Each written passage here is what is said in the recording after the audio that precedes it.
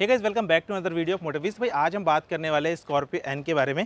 ठीक है, तो ये हमारे फ्रेम में देख सकते हो कि ये स्कॉर्पियो एन का जो है हमारा Z6 वेरिएंट है और ये अपना ऑटोमेटिक डीजल में है। ठीक है, और ये हमारा जो होने वाला है एक ओनरशिप रिव्यू होने वाला है जिसमें हम इसके ओनर से बात करेंगे और इसके सारे प्रॉन एंड कॉस्ट देखेंगे कि भाई कस्टमर ने अभी, क्योंकि हम मार्केट में बात करें तो इसके और भी राइवल्स वगैरह अवेलेबल है। अगर हम बात करें हेक्टर भी है, ठीक है, सेल्टोस वगैरह में भी लोग जाते हैं। ठीक है, और प्लस इसका आप अगर XUV 700 की बात करें तो वो भी एक इसका अच्छा खासा जो है कॉम्पिटिटर हो जाता है, जो कि महिंद्रा से ही आता है। ठीक है, साथ ही साथ में हम बात करें तो अल्काजार भी मार्केट में अवेलेबल है।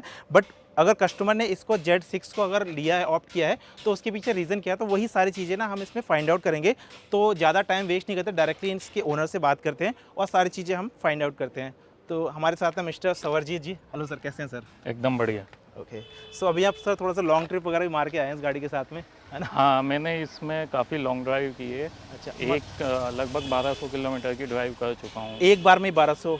एक बार में तो 800 की है। हाँ। बाकी अदर सिंगल 2 डेज में 600 की मतलब कंफर्टेबल था 800 चलाने में जो भी था? है। हाँ, कंफर्टेबल था। पूरी फैमिली के साथ गया, फुल्ली लोडेड। 6 जने थे हम। अच्छा, 6 तो बच्चों से लेकर के मेरे पेरेंट्स भी थे जो सीनियर सिटीजन है, किसी को भी कोई प्रॉब्लम नहीं आया। सीनियर सिटीजन भी हाँ। बैठे थे। हाँ। यानी कि इस चीज़ से एक चीज़ तो निकल के आती है भाई कि 800 किलोमीटर चलाने में कोई मतलब कोई इशू वगैरह नहीं है, कंफर्टेबल राइड हो जाती है ना? कंफर्टेबल। ठीक है, तो अभी सर स्टार्ट करते हैं कि सबसे पहले आप बताइए कौन सा वेरिएंट, वैसे ऑलरेडी हमने ये चीज़ बता रखी है Z6 है, बट फिर भी सर के मुँह से सुनते हैं कौन सा वेरिएंट है, कब आपने लिया और कितना ड्राइव कर लिया अभी तक इसे? ये मैंने Z6 वेरिएंट है, डीजल का ऑटोमेटिक। ऑटोमेटिक। और ये मैंने अगस्त इसी महीने 8 या 9 तारीख को उठाई थी उदयपुर राजस्थान से। राजस्थान से? और अभी तक मेरा ये 1800 किलोमीटर ड्राइव हो चुकी है। अच्छा, ओके। तो 1800 ड्राइव करने में अगर हम बात करें तो कुछ इशू आया, छोटा सा भी माइनर इशू कोई ऐसा लगा हो? ड्राइविंग में इश्यूज नहीं है। जब गाड़ी ली थी तो छोटे मोटे सॉफ्टवेयर इश्यूज आए थे, वो मतलब कि डीलरशिप ने सही कर दिए थे। तो मतलब कोई ज़्यादा टाइम तो नहीं लगा ना, टाइम टेकिंग प्रोसेस तो नहीं नहीं था ना, नहीं, जो टाइम टेकिंग प्रोसेस नहीं है। उनका जो सॉफ्टवेयर अपडेट का टाइम होता है 1-2 घंटे, वो लगे। उसके बाद सब सही था, कोई दिक्कत नहीं और है। अभी तक ऐसा कुछ भी नहीं, इनिशियल सर्विस बस उसकी अभी तक हुई है? हाँ, इसकी फर्स्ट सर्विस हो गई। 1000 किलोमीटर की होती है, वो मैंने आते ही करवा दी थी 4-5 दिन में। और तो अगर हम यहीं पे क्वेश्चन निकल के आता है कि अगर सर्विस की बात करें, अगर इनिशियल सर्विस, वैसे मेजर सर्विस तो अभी हुई नहीं, ऑयल चेंज तो नॉर्मली सर्विस हुई है, तो वहाँ पे ओवरऑल एक्सपीरियंस क्या था? मतलब कि जो स्टाफ है वहाँ का, आपने कहा राजस्थान से करवाई थी जो सर्विस, यहाँ पे कराई थी? मैंने सॉफ्टवेयर अपडेट्स वगैरह राजस्थान से कराए थे। राजस्थान में KS ऑटोमोबाइल से उदयपुर में, वहाँ से करवाया। उनका स्टाफ भी अच्छा है, वहाँ की डीलरशिप भी अच्छी। वहाँ मैं सर्विस सेंटर पे भी गया था, सॉफ्टवेयर अपडेट को लेके कुछ पूछना था मुझे, 1-2 इश्यूज़। तो वहाँ का मुझे वहाँ बिल्कुल दिक्कत नहीं है। और यहाँ की डीलरशिप में मुझे एक चीज़ फेस हुई।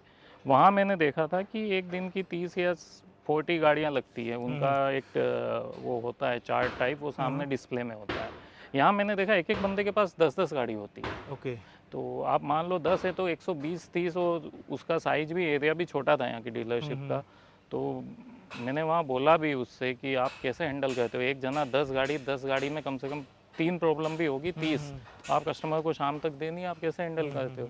तो बोल रहा था प्रेशर बहुत है। तो मुझे लगता है कि नंबर ऑफ सर्विस सेंटर्स बढ़ने चाहिए ताकि डिवाइड हो और कस्टमर्स को ज़्यादा केयर की जा सके। और वहाँ पे राजस्थान में ऐसा कोई इशू नहीं आया था, जबकि छोटी जगह वहाँ तो 3-4, मतलब कि अगर बात करें वहाँ की भी जो डीलरशिप थी उसके पास 4 या 5 डिस्ट्रिक्ट थी, उसमें भी था। लेकिन वहाँ मैं देख रहा था प्रॉपर मैनेज था, सब कुछ था। आपको ऑनलाइन लेना है अपॉइंटमेंट, वहाँ सीधा जो आ रहा था उसको अटेंड भी नहीं कर रहे थे। मतलब कि वहाँ काफ़ी जैसे लगता है ना कि एक स्टैंडर्ड सेट किया हुआ है पैरामीटर। तो ये चीज़ मैंने ऑब्जर्व किया। मतलब काफ़ी अच्छी तरह से मैनेज कर रखा था बहुत वहाँ पे। अच्छे से। हो बाद सकता है में कि भी यहाँ पे वॉल्यूम कुछ ज़्यादा ही हो गाड़ियों का, यहाँ इस वजह- वॉल्यूम ज़्यादा है, मुझे लग रहा है प्रेशर ज़्यादा है यहाँ पे, क्योंकि सर्विस सेंटर कम है। जिस हिसाब से गाड़ियाँ सेल हो रही है महिंद्रा की, मेक इन इंडिया में महिंद्रा भी सेल हो रहा है, टाटा भी हो रहा है, तो ये दोनों को ध्यान रखना चाहिए। ओके ओके, आपने ये Z6 ऑप्ट किया है, ठीक है। सो इसके और भी आपने टेस्ट ड्राइव वगैरह ली होगी, जैसे इसे राइवल्स की हम बात करें, हेक्टर वगैरह हो गया, या फिर और इसमें अगर XUV 700 हो, मैंने टेस्ट ड्राइव और कौन सी ली? मैंने टेस्ट ड्राइव टाटा सफारी की ली, मैंने हाई राइडर की भी ली, हाई क्रॉस की भी ली, क्योंकि एक डिसीजन लेना था किस चीज़ की लें। थार की भी ली। तो मेरे को फिर उस बीच में ये काफ़ी वैल्यू फॉर मनी और मेरी ज़रूरतों को पूरा करने वाला, मेरी आदमी की नीड्स होती है ना कि फैमिली गाड़ी भी है, वैल्यू फॉर मनी भी है, पावर पूरी है, 2200 सीसी का इंजन है, पावरफुल इंजन मिल जाता है, 400 का टॉर्क है और 5 स्टार सेफ्टी रेटिंग है। तो और अंदर बैठ के भी लगता है कि बिग डैडी तो है ही है ये। अगर स्टार्टिंग हुई अच्छी खासी हाइप बनी थी गाड़ी की, और नो डाउट गाड़ी अच्छी है देखने में, रोड प्रेजेंस गाड़ी है, काफ़ी अच्छा लगता है देखने में, काफ़ी इसमें सही। बैठ के लगता है कि जैसे आप हाथी पे सवार होके चल रहे हो, मज़ा आता है। थार में भी बैठ के मुझे ये फीलिंग आई थी, मज़ा आया था, लेकिन थार में फैमिली गाड़ी नहीं है हाँ, वो, वो मतलब थोड़ा सा एक डोर अपना वगैरह अगर देखे जाए। लग्जरी शौकियाना मेरे 6 persons in my family come to travel 800 kilometres. Thar में तो पॉसिबल नहीं ना ये सब चीज़। उसमें तो एक तो सिटिंग 4 बंदों की गाड़ी हो जाती है, हाँ। प्लस उसमें इनग्रेस एग्रेस भी बहुत हाँ। दिक्कत है, उसमें बहुत सारी चीज़ें हैं। अच्छा, और एक चीज़ और बताओ, जो यहाँ पे आप सेफ्टी वगैरह की बात कर रहे हैं, जैसे नॉर्मली हम अगर इस प्राइस रेंज की बात करें तो 6 एयरबैग्स वगैरह आ जाते हैं, और अगर हम बात करें और गाड़ियों में, इसमें आपको 2 एयरबैग्स ही ऑफर कर रही है कंपनी, या फिर इससे ऊपर में जाते हैं तो फिर आपको प्राइस वगैरह एक्स्ट्रा देना पड़ जाता है, तो इस प्राइस वो रेंज में वही है ना कि घर और मकान में जितना खर्चा करो कम ही है। हाँ। अब मुझे लगता है मैं ज़्यादा रिस्की ड्राइव करता नहीं हूँ। मैं मतलब करीब 2-3 लाख किलोमीटर गाड़ी ड्राइव कर चुका हूँ, तो उसके हिसाब से मुझे अपना आइडिया है कितना बैलेंस, और 2 एयर बैग्स मुझे लगता है मोर देन सफिशिएंट है। मैं बाकी 110 से ऊपर कभी ड्राइव नहीं बिल्ड करता। क्वालिटी तो है गाड़ी की, और बिल्ड क्वालिटी है, सॉलिड है एकदम, महिंद्रा का है। वेट में देख लो सबसे अच्छा खासा, इसका सफारी से भी आई थिंक 130 kg वेट ज़्यादा है, जबकि सफारी इससे महंगी है थोड़ा। ओके। और इंजन वाइज भी देखें तो इसके जो और कॉम्पिटिटर है उससे इंजन भी सब पावरफुल है, अगर हम इसे हेक्टेयर से या फिर और हाँ, ये भी मैंने ऑब्जर्व किया था कि मैंने देखा था इनोवा का भी 2000 का ही है, हेक्टेयर का तो 1500 सीसी का ही है, और उन सब में अगर मैं क्रेटा जो 5 सीटर ही है उसका भी लूँगा, इंजन तो इससे हल्का ही है, और वो भी 22-23 लाख की पड़ रही कहीं थी, ना तो कहीं उस हिसाब टॉर्क से और बहुत है। जो ये सारी चीज़ें हैं बीएचपी वगैरह कम आ ही जाता है और गाड़ियों में, ठीक है। अच्छा, और एक चीज़ बताएं सर, लुक वाइज अगर हम बात करें तो गाड़ी में आपको लुक कैसा लगता है? आपने और भी गाड़ियों के टेस्ट ड्राइव वगैरह लिया है, लुक वगैरह गाड़ी का सही लगता है? मुझे इसका फ्रंट लुक बहुत ही अच्छा लगता है। मतलब आप वैसे भी चलोगे, पीछे से अगर साइड मिरर में दिखता है ना कि कोई गाड़ी आ रही है, तो आदमी वैसे ही साइड दे देता है अपना, अच्छा, सीधा कि हो कुछ जाता है, हैवी उसे गाड़ी लगता आ है रही कोई है। है, हेवी बंदा ही होगा। तो जो ये वाली जो ब्रॉडनेस है ना, इसका मतलब जवाब नहीं है। अच्छा, और एक चीज़ और सर, अगर हम यहाँ पे फ्रंट की बात करते हैं, ठीक है, चलो ये नो डाउट ग्रिल वगैरह जो भी है इसमें तो बाद में चेंज करा सकते हैं। हाँ। यहाँ पे मेजर आपने जैसे हाईवे वगैरह पे भी ड्राइव किया, सिटी ड्राइव वगैरह भी किया, अच्छा खासा मतलब 1800-1900 किलोमीटर के आसपास आप ड्राइव कर लिया, ठीक है। तो यहाँ पे अगर लाइट के थ्रो की बात करें, जैसे कि 20 लाख आपने दिए हैं इसके लिए, अगर ऑन रोड की बात करें तो ऑन रोड आपने 20 लाख के आसपास आपने पे किए हैं इसके, ठीक है। तो यहाँ पे हेलोजन दे रखा है सेटअप पूरा, तो वो आपको लगता है कुछ कमी है या फिर थ्रो वगैरह का कुछ नहीं, चेंज इसका करना है? जब मेरा था, मैं लेने से पहले एसेसरीज मार्केट में भी 2-3 बार गया, और मैं वहाँ भी उन्होंने बोला सबने कि पहले आप एक बार उसको ट्राई कर लो। मुझे और भी स्कॉर्पियो के ऑनर मिले कि, और मेरे पास ये था कि इसमें Z8 की भी वाइट लाइट्स लगवा सकता था। उसमें दिक्कत क्या है, वाइट लाइट्स लगवा दूंगा, उसका मैंने सुना है थ्रो कम है, ओनर सेटिस्फाइड नहीं है। ओके। और एज अ ओनर मुझे येलो लाइट से कोई ऐसी दिक्कत नहीं हुई, सही है। अगर मुझे फिर भी करना है तो इसमें एक अच्छा है, आप जितने 120-160 वाट्स के बल्ब लगवा लो, इसमें वाइट लग जाएंगे एलईडी के। और नीचे का भी वो आता है इसका अलग से, क्या कहते हैं, फॉग लैंप, उसकी कमी मुझे फील होती है, लेकिन अभी विंटर रही नहीं है, इसलिए मैंने अभी सोचा एक आध महीने में एसेसरीज में लगवा दूँ। अच्छा, वैसे अगर जो इसी स्टॉक की बात करते हैं तो आपने वैसे बताया था कुछ प्रॉब्लम नहीं थी, मतलब हाई बीम वगैरह में कोई दिक्कत नहीं है? नहीं, कोई लो दिक्कत बीम वगैरह नहीं में कोई है, दिक्कत कोई ऐसा नहीं दिक्कत है? नहीं थ्रो है, ठीक क्योंकि है? हम इसमें बैठते भी हाइट पे अच्छा है ना, तो थ्रो से आपको पूरी क्लैरिटी अच्छे से आ जाती है। ऐसा कोई इशू नहीं लगता, बट टाइम। अच्छा, अभी हम थोड़ा सा साइड वगैरह भी आ जाते हैं। अच्छा सर, एक चीज़ बताइए, यहाँ पे आपने 20 लाख रुपए प्राइस दिया, मतलब इसका जो एक्स शोरूम हो जाता है तकरीबन 18,01,000 के आसपास इसका एक्स शोरूम है एट प्रेजेंट। तो यहाँ पे आपको इस प्राइस रेंज में मतलब स्टील रिम ही मिलते हैं, एलॉय वगैरह नहीं मिलते हैं, तो उसका आपको लगता है कि एलॉय होने चाहिए, और आपने बाहर से लगवा रखे, मतलब कंपनी से ही लगवाए हैं? मैंने इसमें लगवाया कंपनी से, लेकिन ये मुझे जो इसकी जो प्राइस रेंज है उसमें ये कमी लगती है। एक तरफ तो आप इसको बोलते हो कि ये सेकंड टॉप मॉडल है, हाँ, मिड वेरिएंट है। हाँ, मिड वेरिएंट है। Z8 के बाद ये Z6 ही हुआ ना आपका, तो ऊपर की साइज पे आ गए, ऑटोमेटिक भी दे रहे हो, सनरूफ भी दे रहे हो, एलॉय भी दे दो। बेसिक चीज़ है, ये वाला जो मिरर है अंदर से एडजस्ट होता है, इसको ऑटो फोल्डेबल दे दो। लोग अब इसके चक्कर में इतनी बड़ी महंगी गाड़ी आफ्टर मार्केट में ले जाके करवा रहे हैं। मैंने देखा था इतनी गाड़ियाँ थी, सब करवा रहे हैं। आप महिंद्रा की तो गाड़ी खराब हो रही है बाहर जाके, अंदर वायरिंग बाहर से हो रही है, क्योंकि बाद में कुछ इश्यूज आ सकते हैं, एट द टाइम उस वक्त ना आ जाए, लेकिन बाद में आते हैं। महिंद्रा वाला दे नहीं रहा है। अब जिसको लगाना है वो तो लगाएगा ही। 15,000 रुपये में जो भी हो रहा है, कोई ज़्यादा वैल्यूबल आइटम भी नहीं है। आप थोड़ा सा प्राइस बढ़ा लो, 1-आधा% उसमें कोई दिक्कत नहीं है, लेकिन और इसकी प्राइस आपने कितना पे किया था एलॉय की अगर बात करें तो? ये मैंने शोरूम से ही जेन्युइन लिया था, तो ये 65 के थे, 62 तक के पड़े 62 मुझे। और के पुराने आसपास। वाले भी एक्सचेंज करके उसने 2-3 हज़ार रुपये कुछ काटे थे। अच्छा अच्छा। और तो इसका जो ग्राउंड क्लियरेंस जाता है 187 mm के आसपास ग्राउंड क्लियरेंस है, ठीक है। तो कोई इशू वगैरह तो नहीं आता, मतलब जैसे आपने ड्राइव वगैरह कहीं लगी हो नहीं, गाड़ी मुझे या फिर? इसका है ना ग्राउंड क्लियरेंस पे मैं एक अच्छी बात और बताता हूँ। मैंने लेने से पहले भी ये चीज़ सोची थी, मैं इस पर ध्यान देता हूँ। इसकी जो ग्राउंड क्लियरेंस है जो 187 है, वो मतलब डिजिट्स में भी वही है और चलाने में भी वही है। अब जैसे दूसरी गाड़ी आती है, आप सफारी ले लो, उसका 200 प्लस है या 200 है, मगर उसकी बॉडी नीचे से आती है, उसको काउंट फॉर नहीं करता है। तो ये जो 190 में जिस हिसाब से आराम से निकल जाती है, वहाँ वो टच कर जाएगी। मतलब कि फुल कैपेसिटी के साथ भी आपको लगता है कि 187 या फिर थोड़ा बहुत ही माइनर सा आता होगा, बाकी सही है? नहीं, थोड़ा भी नहीं आया मुझे तो। मैंने, आप मानोगे नहीं, मैंने अपने खेतों में भी चलाई है, अच्छा। राजस्थान में किलों पे भी चलाई है। राजस्थान किलो के लिए मायने रखता है, चित्तौड़गढ़ फोर्ट पे ऊपर वगैरह, मेरे खेतों में भी ले गया हूँ, सब जगह ले गया हूँ। बारिश का मौसम था, सारी तरीके की राइड कर ली। हिल्स पे भी ले गया हूँ, उदयपुर के आसपास, कहीं मुझे कहीं दिक्कत टच नहीं हुआ, कोई कहीं इशू touch नहीं आया, ठीक है। और टायर सेक्शन की अगर हम बात करें तो इसमें जो 17 इंचेस के मिल जाते हैं। और एक चीज़ बता दो यार, टायर सेक्शन वगैरह की बात करूँ तो इसमें और जो इसके कॉम्पिटिटर हैं उससे टायर सेक्शन का मतलब प्रोफाइल है काफ़ी सही है। इसमें तकरीबन आई थिंक 245, हाँ 245 बाई 65 आपको मिल जाता है टायर सेक्शन। तो टायर प्रोफाइल जो है ना काफ़ी सही है, थोड़ा सा ब्रॉड से लगते हैं, है ना। इसमें मैं आपको एड ऑन करूंगा। मैं अभी सिक्किम गया था, तो सिक्किम में मैं लाइचुंग गया, लाचेन गया, इतनी टॉप हिल्स पे गया, गुरडोंगमर में भी गया, वो बहुत एल्टीट्यूड पे 15,000। वहाँ मैंने पूछा था बंदों से कि आप टायर में क्या ध्यान देते हो? बोलते हम 17 इंच का ही लगाते हैं। बोलेरो में थे, वो चौड़ा होता है क्योंकि वो असली ग्रिपिंग देता है पहाड़ियों पे। तो इसलिए मैंने टायर को 17 से ना 18 किया ना कुछ किया। मुझे लगा उसी में ही आपने अलॉय करा दी जो स्टॉक वाले उसकी थे। मुझे बात याद थी। अच्छा, तो यानी कि ये चीज़ तो है कि भाई आपको चेंज कराने की जरूरत नहीं पड़ेगी। ये टायर जो प्रोफाइल है और सूट भी करते हैं इसको, मतलब जिस हिसाब से इसका बॉडी वगैरह है तो उस पर सूट करते हैं। सो अगर यहाँ पे हम बूट वगैरह की बात करें तो बूट वगैरह तो सर इसमें वैसे है नहीं कुछ, हालांकि इसमें बूट 7 का सीटर में क्या तो है, इसमें एक चीज़ है, आपका एक मिड ट्रॉली बैग छोटा वाला जो आता है 22 इंच का, वो यहाँ तक आ जाएगा।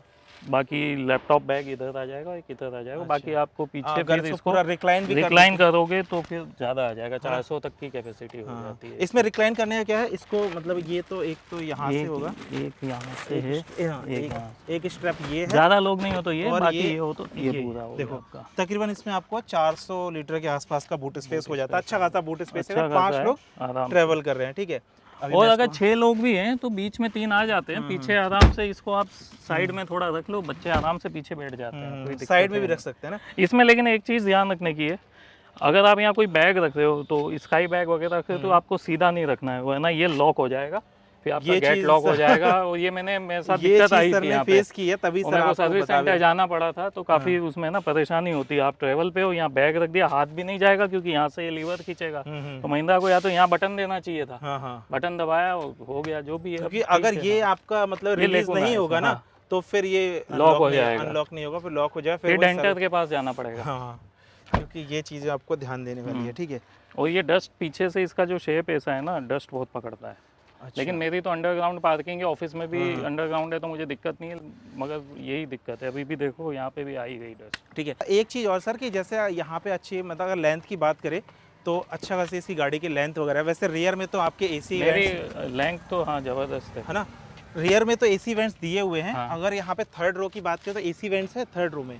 थर्ड रो में इसमें एसी वेंट्स नहीं है, नहीं है। लेकिन इसका रेयर का भी इतना पावरफुल है ना, इसके यहाँ पे स्पेस कम है इस वाले बॉक्स में, यहाँ एसी की कॉइल है। अच्छा। तो ये जो कूलिंग कैपेसिटी है ना, यहाँ वाले को भी है ना, मतलब गर्मी में भी जमा देता है। ये मुझे बहुत अच्छा हुआ क्योंकि मैं एसी चिल्ड पसंद करता हूँ। और यहाँ पे ब्लोअर वगैरह के लिए कंट्रोल्स मिल जाते हैं ना। ब्लोअर का भी है, चार्जिंग का भी है, हाँ वो दोनों है यहाँ पे। अच्छा, वो पीछे भी एक चार्जिंग का है, ठीक है। एक इसका और लेकुना है जो मैं बताना चाहूँगा कि सपोज आप हाईवे पे गए, कहीं आपकी गाड़ी पंचर हुई, कुछ हुई, तो आप 3 व्हील पे तो आप ले जाओगे आपका अच्छा एयर प्रेशर का जो इन्फ्लेटर होता है, क्योंकि इसमें पीछे दिया हुआ है 12 वोल्ट का सॉकेट, तो वहाँ से जनरली इतना लंबा मिलता नहीं है, अमेजोन पे एक आधा ही मिलता है, तो इस व्हील तक नहीं आएगा।